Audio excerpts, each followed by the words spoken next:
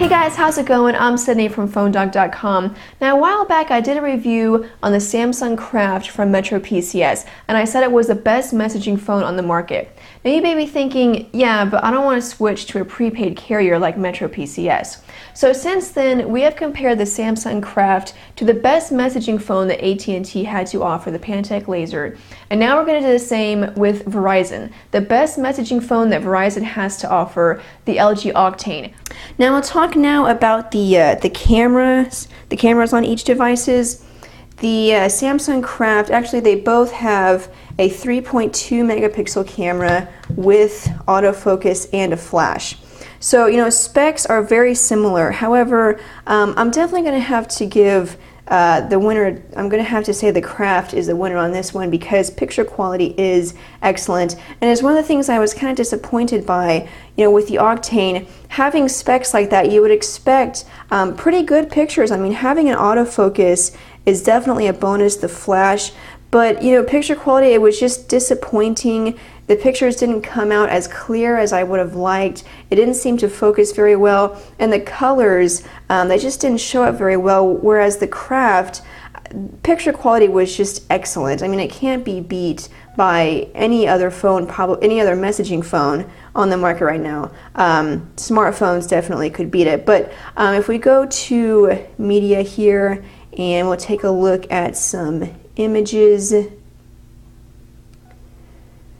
you can see it just, the colors look great. Of course, you can't tell on the video, you know, with the camera, but if you were to see this in person, the colors are very vibrant, it's very clear, it just focused very well. The pictures came absolutely beautifully. So the winner with camera quality is definitely the Craft. Overall, I was just kind of disappointed by camera quality on the Octane.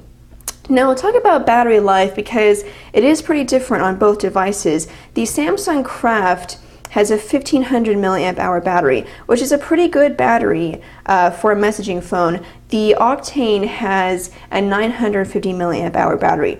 So you would think right off that, you know, the Craft would win in the battery department, but really the Octane was much better. I only got about a day and a half of use out of the Craft, you know, with standard to heavy use, whereas the Octane on standby lasted a week, 7 days. So with normal use, you'll probably get about 3 days out of it, which is very impressive. So battery performance on the Octane was definitely much better. Now we'll talk a little bit about just, you know, peripheral features in terms of, you know, multimedia and things like that. The Craft is a 4G phone, and it also has Wi-Fi. So, you know, while smartphones are usually better in terms of, you know, web browsing and things like that, if you don't want to get a smartphone but you still want something that can handle web browsing, I would rather use the Craft than the Octane. The Octane I wouldn't recommend for any sort of web browsing, and you know, neither one is going to be stellar, but because the Craft has 4G and it has Wi-Fi, web browsing was definitely better. The Octane, of course, is a 3G phone and does not support Wi-Fi, so definitely an edge again there to the Samsung Craft. Now, one advantage that the Octane has is that it has access to Verizon's VCast music store with Rhapsody, so it makes it easy to download music, and you do have access to Metro Studio where you can download, you know, ringtones and things like that, but just VCast is very simple and very easy. They of course both have micro SD card slots, so you can use that to, you know, put your music onto the device. The Samsung Craft has a 3.5mm headphone jack, and the LG Octane has a 2.5mm headphone jack. Both have micro SD card slots.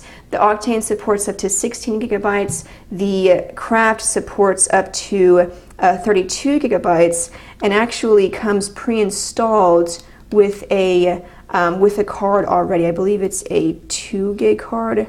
Yeah, it's a 2 gig micro SD card that comes pre-installed. Also comes pre-installed with Star Trek, the full-length film. So, you know, in terms of a multimedia, I would have to give the edge to the Craft. Even though you do have access to the VCast music store with the Octane, you can easily transfer your music to the Craft. Plus, you have the 3.5mm headphone jack.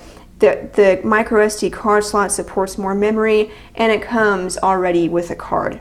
Another advantage that the Craft has with multimedia is that because the way that Metro prices their plans, if you use data, multimedia features like that, you don't have to pay extra. So, it comes with features like Metro Navigator and Mail at Metro, and you can easily use those and you don't have to pay for extra data. And the email client is actually a very nice email client, especially for a messaging phone. So that's a big, huge advantage, because on the Octane, while it does have those features, you're going to have to pay extra for data, whereas, with the Craft, everything's included, and not only is it included, more ways than not, it's going to perform better than the Octane.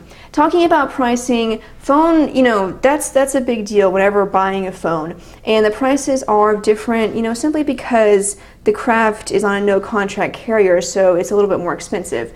It's $299, no contract. Currently, they're having a special. It's $229.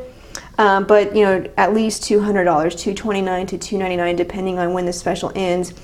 The Octane is $99, so much cheaper. However, you don't have to worry about a contract with the Craft, but that's going to depend on you if you want to spend the extra $100. On the Craft, or if you want, more economical.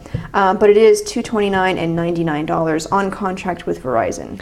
So that's pretty much it, guys. The Craft versus the Octane. You guys can decide which one you prefer, which features you prefer, and which price you prefer. Also, if you want a contract or if you don't want a contract. One other minor note: there have been a lot of complaints with call quality on the Octane, with there being this echo in the background. I personally haven't experienced that, so I can't, that's not really a variable for me in this review, because I haven't had that problem. But I am going to mention it because some people have complained about it, even though I haven't personally had that problem. But be aware of that. There have been some complaints about the Octane with an echo. I haven't noticed it. Call quality on Metro is, again, a lot of it's going to depend on coverage in your area. And keep in mind, make sure you're in a 4G area for Metro. Otherwise, the phone won't be available. But thank you so much, guys, for watching. Be sure and check out PhoneDog.com for more news, updates, and reviews. Right now, we're giving away 100 tablets on our Facebook page, facebook.com/PhoneDog. We're giving away iPads, Galaxy Tabs, and BlackBerry Playbooks. So check out our Facebook page for more information on that. If you'd like to follow me on Twitter, my screen name is It's My Job to Know. And thanks, guys, for watching. Which one do you think is better? Let me know in the comments. But I'm Sydney from PhoneDog.com, and I'll see you guys later.